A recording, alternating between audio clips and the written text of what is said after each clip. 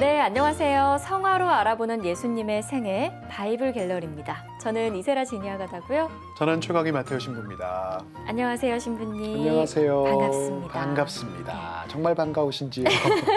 그럼요. 네. 네. 아니 왜냐하면 제가 좀 이 시간이 좀 두려워지기 시작해서 왜요? 또 질문할 것 같아서 네. 바로 시작을 해볼까요? 네, 그러시죠.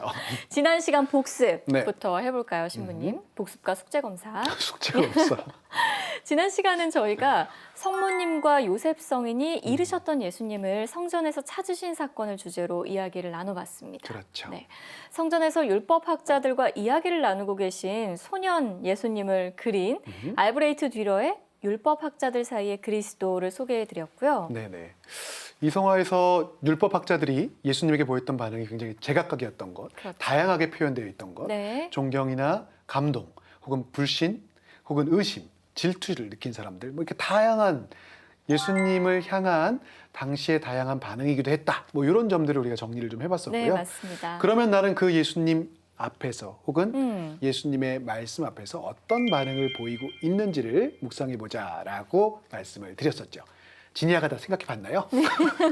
공격 뭐 이러고서. 저는 이번에도 역시 네네. 반성을 좀 해봤는데요. 묵상 주제만 던져지면 반성을 하게 되는 것 같아서 좀 민망한데 네네. 과연 내가 예수님의 말씀을 들으려고는 하나 찾으려고는 하나 뭐 이런 생각이 먼저 좀 들었거든요. 뭐 기도나 미사나 혹은 성경을 읽는 거나 이런 모든 일련의 행위들이 사실은 예수님을 만나고 그분의 뜻을 헤아려 보려는 시도가 되어야 하는데 네. 저 같은 경우는 예수님의 뜻을 헤아려 보려는 게 아니라 제 뜻을 예수님에게 전하기 위해 관철시키고 설득시키기 위해서 하는 경우가 대부분인 것 같아요. 예, 부끄럽지만 또 부정할 수 없는 사실이기도 한데요. 아니, 그게 뭐 잘못됐나요? 당신도 뭐 당신 뜻 안에서 이루어주실 테니까 네. 뭐 맞지 않는 것은 꺾어주실 것이고 네. 또 그렇게 간절히 청하고 우리가 찾다 보면 네. 거기에서 또 길을 알려주시겠죠. 네. 나의 뜻이 예수님을 먼저 끌어올려는 거긴 하지만 네. 그렇게 가다 보면 나의 뜻 자체도 예수님의 뜻하고 맞춰지지 않겠어요? 네, 뭐 그럴 수도 있을 것 같고요. 음. 그래서 제가 만약 뒤러의 그림에 그려진 율법학자들 중에 한 사람이었다면 저는 좀 상당히 고집스럽고 굳은 표정을 하고 있었을 것 같아요. 이 고집은 결국 예수님보다는 나의 뜻을 더 중요시 여기는 사람이 가질 수 있는 고집이 될 거고요. 그래서 뭐 그런 태도보다는 사실은 예수님의 말씀을 들으면서 그냥 마냥 기쁘게 좀 아이처럼 감탄하면서 박수를 칠 수 있는 그런 사람이고 싶다. 뭐 이런 생각을 해봤습니다. 박수 치는 그런 사람인 것처럼 보여요. 네. 그렇게 신부님은요? 고집스럽거나 뭐 굳은 그런가요? 표정을 하고 있는 것처럼 보이지는 않고요. 다행입니다. 표현은 그렇게 했지만 사실 그만큼 간절한 마음들이나 따라가고자 하는 마음들이 잘 표현되는 거니까 뭐 네. 저는 그렇게 생각하지는 않습니다. 그 저는 그 그림에서 딱 와닿는 사람이 한 분이 있긴 있었어요. 네, 누구? 그 왼쪽 상단에 있었던 학자 혹시 기억나세요? 검은 어떤- 두건 쓰고 있었던 사람. 네네네. 성서를 이렇게 보면서 이게 맞나 안 네, 맞나. 기억나요. 네. 네. 저는 자주 그러고 있는 것 같아요. 오. 뭐 공부를 그쪽으로 하기로 했고 그러면 이게 뜻이 뭘까? 이게 그게 맞긴 맞는 것인가?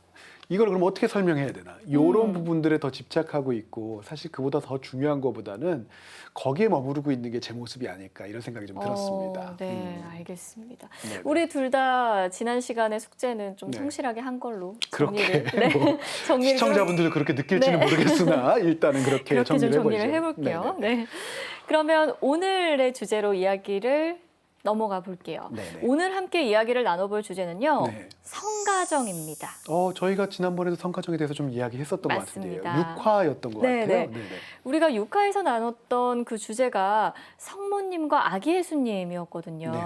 근데 어떻게 보면 이때는 성가정을 성모님과 아기 예수님의 관계를 중심으로 살펴봤다면 오늘은 성 요셉과 성모님 그리고 예수님으로 이루어진 성가정 완전체에 집중을 좀 해보고요. 드디어 뭔가가 이제 완성이 되는 그렇죠. 거군요. 네. 동시에 네. 이 성가정의 가장이었던 요셉 성인에 대해서도 이야기를 해볼까 해요. 의도치 않게 우리가 이야기를 나누면서 이 요셉 성인의 존재가 좀 축소되거나 누락이 되는 경우가 상당히 많이 있는 것 같더라고요. 사실 뭐 성경의 언급도 그렇게 많이 되어 있지 않죠. 네네. 뭐 등장하는 것 자체가 예수님의 탄생 유년기에서만 등장을 네. 하고요. 또 공생활이 드러난 이후에는 전혀 드러나고 있지는 않거든요. 그래서 성모님이 예수님의 공생활 시기 또 죽음과 부활에 이를 때까지 당신 삶 전체에서 이렇게 네. 등장하시는 것과는 확실히 대조를 이루고 있는 것 같아요. 네. 그래서 근데 저는 음. 더 놀랍게도 네. 요셉성이 전혀 등장하지 않는다는 것조차 감지를 하지 못했어요. 아, 그 존재감 자체도 없었다. 그렇죠. 그런 존재감 네, 자체도. 그러니까 그만큼 정말 존재감이 미비하다는 건데 이거는 사실 좀 희한한 거예요. 그렇지는 않죠, 사실. 네. 네네. 왜냐하면 요셉성인 역시 네. 성모님만큼이나 중요한 존재잖아요. 아, 물론 그렇죠. 그러니까요. 복음서 중에서도 마테오와 루카 복음서에서 요셉성인에 관한 일화들을 소개를 하는데요. 사실 마르코와 요한은 또 거의 언급이 안 됩니다. 네. 이런 측면에서 보면 별로 인정받지 못하는 성인, 또 공생활을 아까도 이야기하셨지만 공생활 이후에는 아예 등장하지 않으니까 우리가 보통 그래서 일찍 선종하셨다라고 이야기하는데 네네. 오늘 이 시간 그러면 아까 주제를 요셉성인에 좀 초점을 맞추자 그랬으니까 네. 몰랐던 사실을 또 요셉성인에 초점을 맞춰서 한번 알아볼 수 있으면 좋을 것 같네요. 네. 사실 오늘 소개해드릴 두 점의 성화 중에서 네. 하나가 요셉성인과 어린 예수님이 주인공으로 등장하는 흔치 않은 그런 성화이기도 드디어 요셉성인이 주인공으로. 네, 네네, 흔치 좋습니다. 않은 그런 성화이기도 하니까요. 네네. 끝까지 좀 기대를 해주시기 바랍니다. 네. 먼저 첫 번째로 보여드리고 싶은 건 이 그림인데요. 저는 성가정을 그린 작품 중에서 이게 좀 기억에 남더라고요. 네네. 네, 17세기에 활동한 스페인 화가 무리오가 그린 강아지와 함께 있는 성가정입니다. 강아지가 있어요. 네, 강아지의 존재. 네. 근데 성화를 보면은 네. 강아지가 종종 등장을 해요. 이게 이제 강아지들이 이제 주인을 잘 따르잖아요. 네네. 그래서 뭐 충직성, 뭐 이렇게 신의 음. 이런 것을 상징하는 가정의 신이 그렇죠. 이렇게 네. 귀엽게 그리려고 그냥 그러는 게 아니라. 네, 맞습니다. 그런 또 그렇구나. 상징이 있기 때문에 강아지가 성가정 성화에서 자주 등장을 또 하죠. 그러니까 가정의 주제와 함께 이렇게 제목에 붙을 정도로 강아지가 그래서 뭐 이렇게 중요하지 네. 이런 생각이 들었었는데 그런 네. 의미가 있었군요. 맞습니다. 이 그림은 1645년에서 1650년 사이에 그려진 그림으로 추정이 되고요. 네네. 무리오의 나이 20대 후반에서 30대 초반에 그려진 작품이라고 할 역시 수가 그럼 있습니다. 초반기에 맞습니다. 그림이군요. 근데 이 그림이 사실 제목의 성가정이 아니었다면 네. 여기 그려진 인물들이 예수님이고 성모님이고 성요셉이라는 걸 몰랐을 수도 있다라는 생각이 들어요. 왜 그럴까요, 신부님? 이유를 아시겠어요? 그냥 가정이라고 생각해도 믿을 것 같아요. 그러니까요. 네.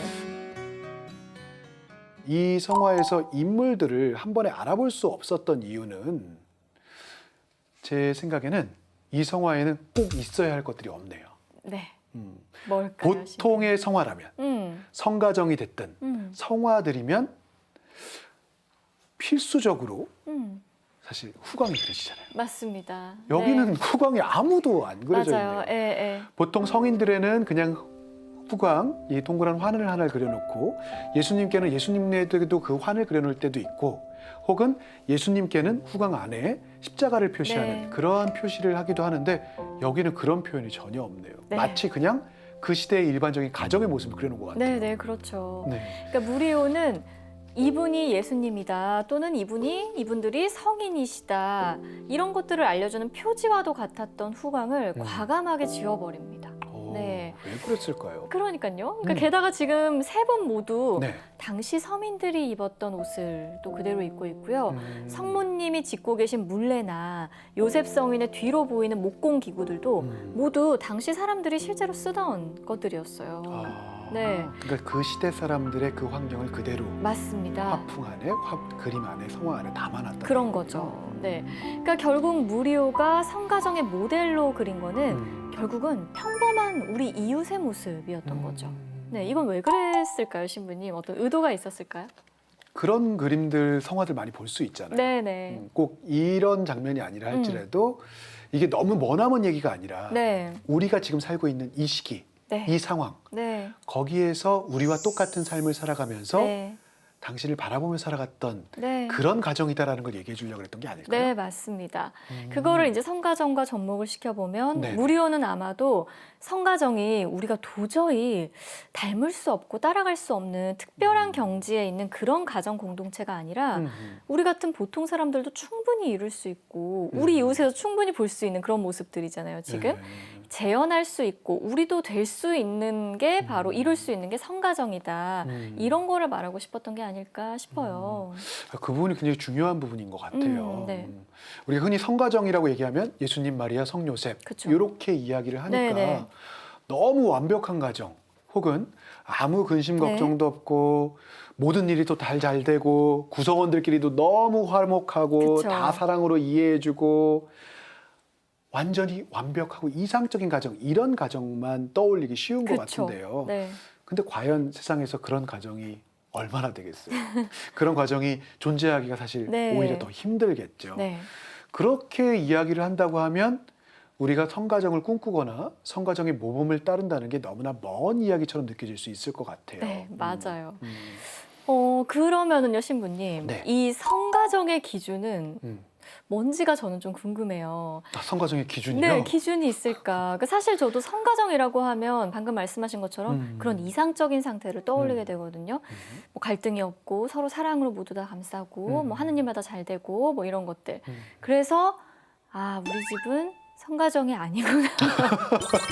우리 집으로 네, 굉장히 현실적으로 바로 그럼요. 접목이 되는군요. 예. 네. 저희 부모님은 현실 부부세요. 그냥 다투시기도 하고 또 뭐 풀리기도 했다가 또 어떤 날은 또 다시 또 냉랭하고 뭐 이러기도 하고 네네. 또 형제 자매들과의 관계를 보면 저는 이제 삼남매인데요. 네네. 언니와 남동생 그리고 저와의 관계를 생각해 보면 뭐 대체로 잘 지내요. 사실 저희는 대화도 많은 편이고 근데 성장 과정을 돌이켜 보면 많이 싸우기도 했던 것 같아요. 네, 저는 이제 언니랑 2살 터울인데 막 언니랑 몸싸움도 하고. 몸싸움이요. 네. 맨날 밀렸을 것 같은데. 제가 이겼어요.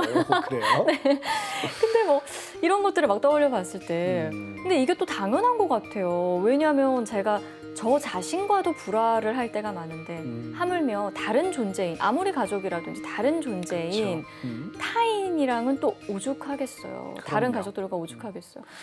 오히려 가족들이 가장 큰 삶의 짐이고 가장 어려운 게 가족 관계이거나 맞아요. 네, 뭐 부모님 혹은 자녀인 네. 경우들도 많으니까요. 근데 먼저 그 질문을 주셨어요. 성가정의 기준이 뭐냐? 그렇죠. 네. 그럼 우리가 성가정의 모범을 항상 뭐 요셉, 마리아, 예수님의 이 성가정으로 얘기를 하니까 그 부분을 먼저 좀 살펴보면 네, 기준이 그럴까요? 좀 잡힐 수 있을 것 같아요. 우리가 보통 이 가정을 성가정이라고 칭하는데 생각해보면 사실 우리가 지난 화에서도 이야기해봤지만 이 가정이 그렇게 평탄한 가정은 아닙니다. 네, 네. 이해도 안 가는 가정이기도 네. 하고 서로 마음속에 이렇게 가득 안고 있어야 될 부분들도 많고 고통과 시련도 사실 많았던 가정이에요. 네. 그러니까요. 뭐 가난했고 갈등도 있었고 험난한 일 투성이었고 네. 요즘의 시각으로 보면 사실은 뭐 하나 잘 풀리는 게 없는 그런 집이다 이런 네. 평가를 받았을지도 모르는데 그럼에도 우리는 이들 가정 공동체를 성가정의 원형이라고 네. 여기네요. 거기에 핵심이 있는 것 같아요. 네. 하는 일마다 잘 되거나 어떤 갈등이 없거나 어려움이 없었던 것이 아니라 그러한 상황 속에서 이 가족 구성원들이 주님의 뜻을 찾고 그 뜻을 찾으려는 과정 안에서 당신께 의지하려고 했던 네. 것. 가정 안에서 결국은 핵심은 하느님을 모시고 사느냐 그렇지 않느냐로 성가정의 구별의 기준이 되는 것이 아닌가 싶습니다. 네. 힘든 일이나 어려움이 전혀 없는 가족이라는 얘기가 아니라 우리가 교회를 가장 작은 믿는 이들의 공동체를 가정이라고 이야기하는데 그러한 힘든 일들, 어려움들 속에서도 하느님의 도우심을 함께 기도하고 극복해 나아가고자 하는 가정. 그런 면에서 보자면 이 가정은 각자가 다 생각도 다르고 상황도 달랐지만 그것들을 향해서 나아갔다. 네. 그렇기 때문에 우리가 성가정이라고 일컫는다라고 이해하면 좋을 것 같아요. 네. 신부님 말씀을 듣다 보니까 그렇다면 저희 집도 충분히 뭐 성가정에 도전해 볼 수 있겠다. 이런 우리 생각이 모든 가정들이 성가정을 향해 나아갈 맞습니다. 수 있겠죠. 네. 다시 무리오의 그림으로 돌아가서 이야기를 해보면요. 네네. 이 작품에서 우리가 또 하나 생각해 볼 주제가 있다면 바로 노동이 될 것 같아요. 네네. 지금 성모님이 물례를 짓고 계시고 요셉 성인은 뭐 그림 안에서는 지금 이 순간에는 아기 예수님을 돌보고 계시지만 네. 뒤에 놓인 목공 기구들이 평소에는 요셉 성인이 몫으로 일을 했다는 것을 암시를 하고 있죠. 네네. 나중에 뭐 예수님도 나자렛에서 아버지처럼 목수 일을 하게 그렇죠. 되고요. 네네. 성가정의 구성원들이 하느님께 선택받은 특별한 사람들이라고 해서 고단한 이 지상의 노동에서 해방되고 벗어났던 것이 아니라 그렇죠. 오히려 그 누구보다 더 성실히 일하고 더 성실히 몸을 움직이고 자신의 몫을 했던 사람들이다라는 점을 이 무리오의 그림을 통해서 또 생각을 해볼 수 있을 것 같습니다. 네, 그 부분을 같이 이렇게 또 머물러 보는 것도 굉장히 성화를 묵상하는 데 있어서 도움이 되는 것 같네요. 네, 맞습니다. 두 번째로 소개해드릴 성화도 역시 노동하는 요셉 성인의 모습이 나오는데요. 네네. 이 작품입니다. 조르주 들라투르의 목수 요셉. 이 성화는 참 좋아하는 작품인데요. 네, 너무 좋죠. 자꾸 신부님. 얘기하다 보니까 다 좋아한다는 것 같아서 네. 그 목수 일을 하는 우리가 방금 얘기했던 것처럼 말 그대로 노동하는 네. 요셉 성인과 네네. 또 아버지가 그 일을 잘 할 수 있도록 이 어두운 배경 안에서 촛불을 비춰주고 있는 어린 예수님의 모습이 이렇게 특별히 더 눈길이 가는 것 같아요. 네, 맞습니다. 지금 요셉 성인이 회전식 송곳을 사용해서 나무 조각을 뚫고 있는 그런 장면이에요. 네네. 근데 이때 요셉 성인이 쥐고 있는 송곳의 모양, 십자가 형태를 하고 있습니다. 아, 저 형태가 십자가 형태군요. 네, 맞습니다. 이게 훗날 십자가형에 처해지는 예수님의 운명을 예고하는 것처럼 네네. 보여지기도 해요. 근데 저에게는 이 그림이 무엇보다 인상적이었던 거는요. 네네. 바로 요셉 성인의 눈 때문이었거든요. 아, 요셉 성인의 눈이요? 네. 음. 요셉 성인의 눈을 좀 자세히 들여다보면요. 눈동자가 작업을 하는 나무 조각을 향하고 있는 게 아니고 어린 예수님을 바라보고 있어요. 아, 네. 예수님을 바라보고. 네, 맞습니다. 눈물이 좀 고인 것도 같고 핏대가 서 있는 것도 같고 아주 좀 묘한 그런 눈을 지금 요셉 성인이 해 보이고 있거든요. 네네. 이게 자신의 어린 아들이 훗날 겪게 될 슬픈 운명을 감지하고 너무나 이 부모로서 애가 끓는 듯한 안타까운 마음으로 아들을 바라보고 있는 게 아닐까 하는 생각이 좀 들게 합니다. 저는 전혀 지금 요셉 성인을 바라보지 않았었거든요. 네. 오히려 예수님의 얼굴만 이렇게 바라보고 있었는데. 실제로 촛불이 또. 네. 네. 그러니까 초를 들고 있어서 예수님이 얼굴이 빛나기도 하지만 네. 오히려 이 성화 안에서는 예수님이 빛 자체로 오신 분. 네. 그래서 어린 시절에도 이렇게 빛이신 분이다. 네. 하느님의 아드님이시다. 그런 걸 표현한 게 아닐까. 이 부분에 전 좀 머물러 있었는데 네.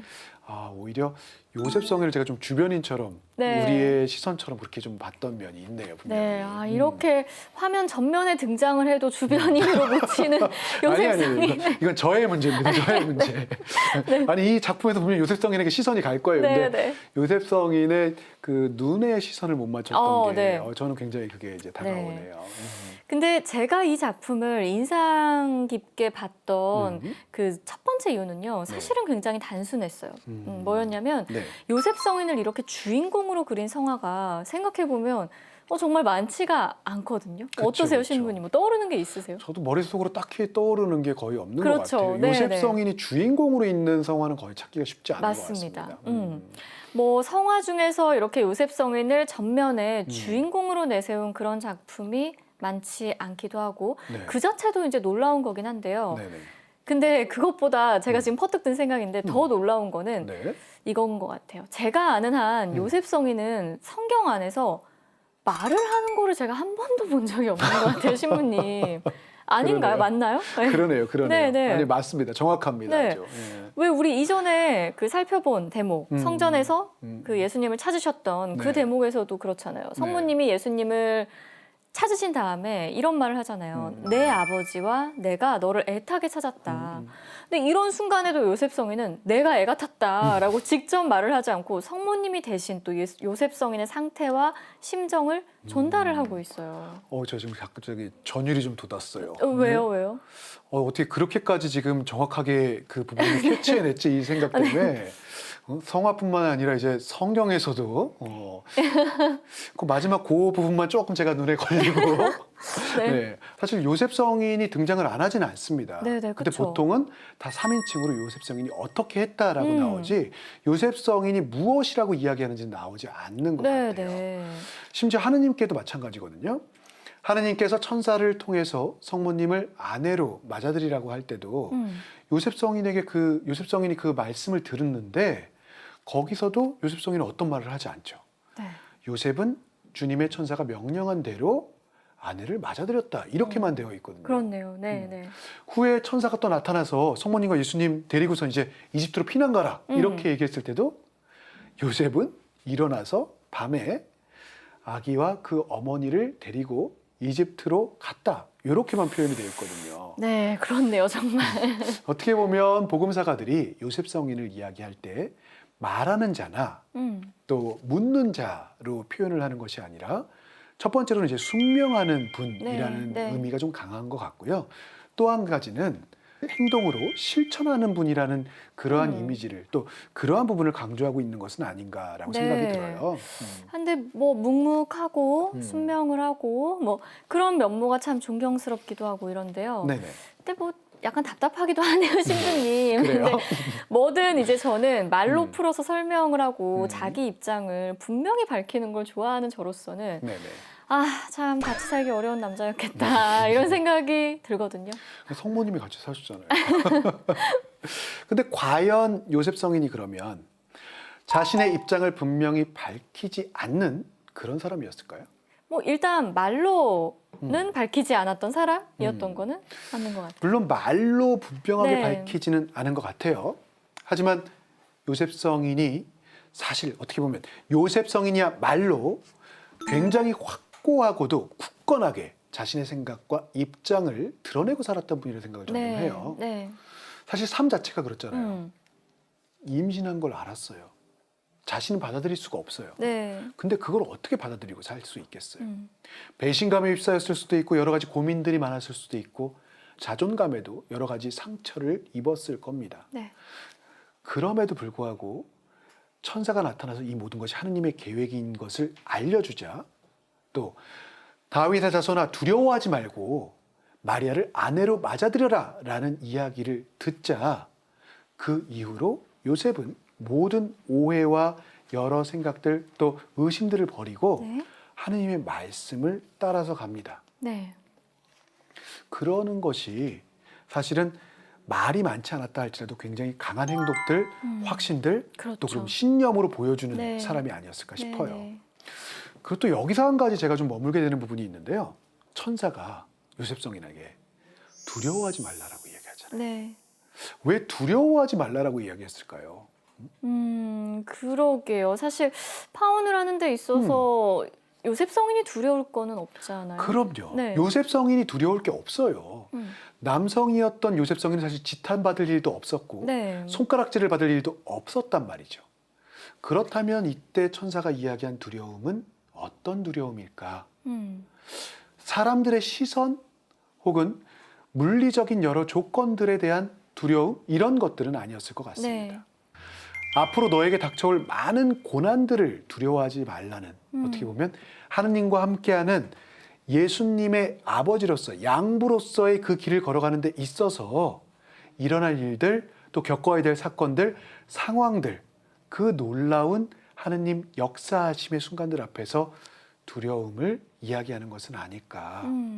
저는 그렇게 본다면 역설적으로 요셉 성인 앞에는 그런 고통의 시간이 놓여 있다는 것을 암시하고 있는 것은 아닐까라는 생각이 들게 되는 것 같아요. 네. 신부님 말씀을 듣다 보니까 네. 정말 요셉 성인이야말로 너무 저평가된 그런 성인이 아닐까 뭐 이런 생각이 들기도 하거든요. 네, 우리가 뭐 성인을 평가하고 뭐 저평가하고 이것도 뭐 사실은 어폐는 있을 수 있지만 상대적으로 주목을 좀 덜 받고 네. 우리가 관심을 덜 갖는 것도 사실인 것 같습니다. 네, 맞습니다. 요셉 네네. 성인의 삶에 대해서 조금 더 흥미를 음. 느끼게 되는 그런 시간이었습니다. 네, 네. 네, 바이블 갤러리 이제 마칠 시간인데요. 네. 신부님 오늘은 또 어떤 묵상을 해볼까요? 네, 오늘 아무래도 요셉 성인에 대해서 우리가 중점적으로 이야기를 하고 뭐 성가정 안에서 특별히 요셉 성인에 초점을 맞췄으니까요. 요셉 성인에 대한 부분에 좀 중점을 갖추고 묵상을 같이 해봤으면 좋겠어요. 어떻게 보면 요셉 성인의 역할, 그러한 삶의 방향은 우리가 삶에서 사실 기피하고 싶은 그런 모습인 것 같아요. 네. 별로 중점적인 관심도 받지 못하고 네. 고생은 고생대로 하고 그쵸. 뭐 그런 거죠. 네. 그럼에도 불구하고 요셉 성인은 그 길을 묵묵히 걸어갑니다. 네. 고뇌의 순간 또 여러 알 수 없는 그러한 삶을 맡아서 걸어가야 될 때 두려워하지 말고 내 말을 들어라 라는 하느님의 목소리와 만날 수가 있게 되는데요. 나의 삶에서도 혹시 그런 순간은 있었는지, 요셉 성인과 같은 그런 몫이 주어진 역할들은 그럴 때 나는 그 몫을, 그 역할을 어떻게 응답할 준비가 되어 있는지 한번 생각을 해봤으면 좋을 것 같습니다. 네, 알겠습니다. 저도 함께 생각해 보도록 하겠습니다. 바이블 갤러리 오늘 시간은 여기까지입니다. 저희는 다음 시간에 다시 찾아뵙도록 하겠습니다. 고맙습니다. 네, 감사합니다.